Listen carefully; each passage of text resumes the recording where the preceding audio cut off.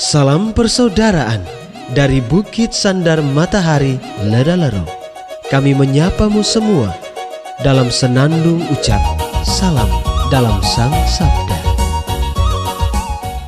Bacaan Injil dan Renungan Hari ini, edisi 16 November 2023, hari Kamis, Pekan Biasa ke-32. Disusun dan dibawakan oleh Frater Yosef Lea SVD. Selamat mendengarkan.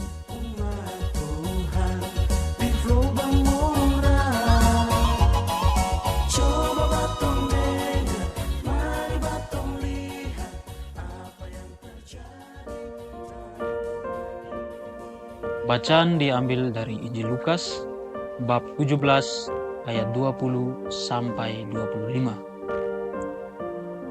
Sekali peristiwa, orang-orang Farisi bertanya kepada Yesus, "Kapan kerajaan Allah datang?"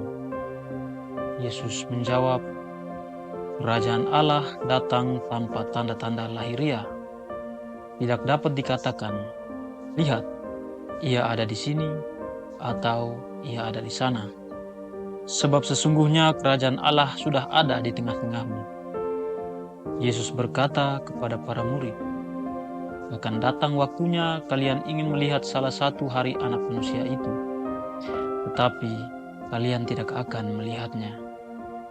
Orang akan berkata kepadamu, 'Lihat, dia ada di sana.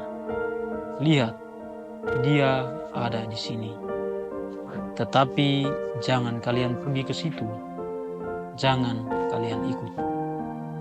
Sebab seperti kilat memancar dari ujung langit yang satu ke ujung langit yang lain, demikian pula lah halnya Anak Manusia pada hari kedatangannya kelak. Tetapi ia harus menanggung banyak penderitaan dahulu dan ditolak oleh angkatan ini." Demikianlah sabda Tuhan. Terpujilah Kristus.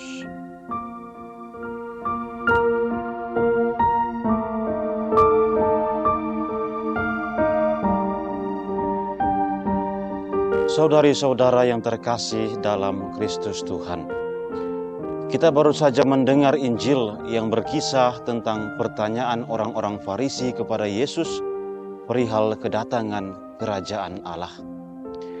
Berhadapan dengan pertanyaan orang-orang Farisi ini, Yesus sendiri mengatakan bahwa kerajaan Allah bukan soal adanya tanda-tanda lahiriah, dalam artian bahwa kerajaan Allah bukanlah sesuatu yang bisa diinderai oleh manusia. Kerajaan Allah lebih kepada aspek rohaniah yang hanya bisa dialami dan dirasakan oleh hati manusia. Oleh karena itu, sangat dibutuhkan kepekaan hati untuk merasakan kehadiran kerajaan Allah itu. Orang-orang Yahudi di zaman Yesus menolak kehadiran Yesus karena mereka tidak memiliki hati yang peka untuk merasakan hadirnya kerajaan Allah. Mereka juga tidak memiliki iman yang cukup kuat untuk merasakan kehadiran Allah yang merajai hidup mereka. Padahal mereka sendiri mengakui bahwa merekalah bangsa yang terpilih, yang sudah pasti mengalami kasih Allah sepanjang hidup mereka. Namun sekali lagi, mereka tidak menyadari dan tidak memiliki kepekaan yang cukup, dan bahkan menginginkan kerajaan Allah dalam model yang lain, yang lebih agung dan bisa diinderai oleh indera mereka. Saudari-saudara yang terkasih, sebagai murid Tuhan di zaman ini, Tuhan menginginkan agar kita memiliki kepekaan dalam merasakan hadirnya kerajaan Allah dalam hidup kita.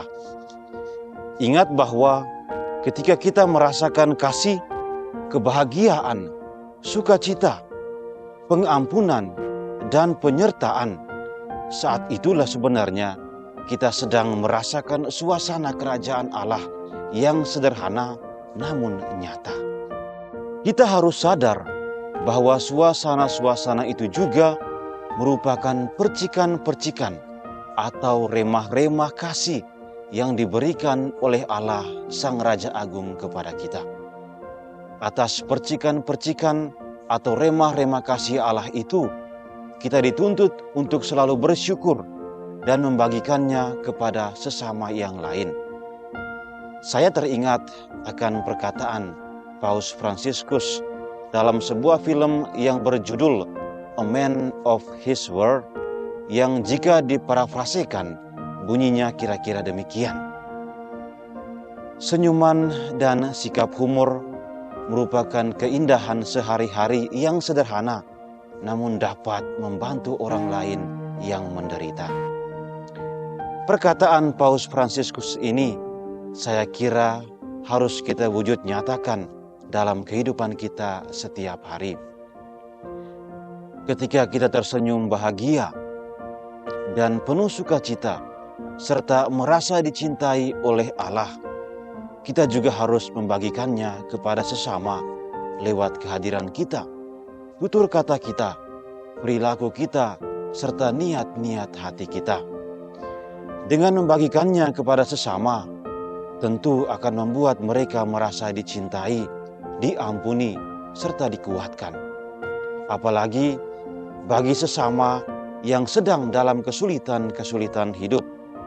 Saya yakin bahwa dengan hal-hal sederhana itu, kita juga turut menghadirkan suasana kerajaan Allah bagi mereka.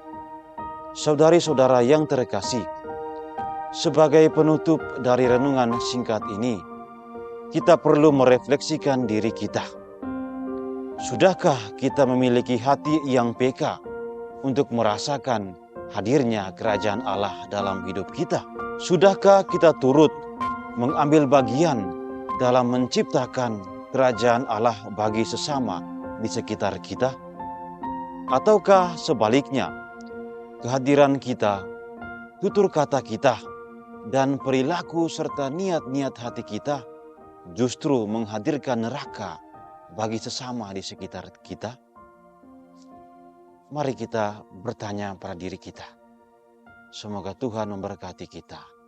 Amin. Hei bersaudara, umat Tuhan di gelombang moral. Sahabat-sahabat pencinta Sang Sabda, kita baru saja mendengar bacaan Injil dan renungan edisi hari ini. Sampai jumpa kembali pada edisi berikut. Terima kasih kepada Divisi Kerohanian website Seminari Tinggi Santo Paulus Ledalero. Semoga Sang Sabda menjiwai seluruh pengalaman hidup kita hari ini. Tuhan memberkati kita sekalian. Amin.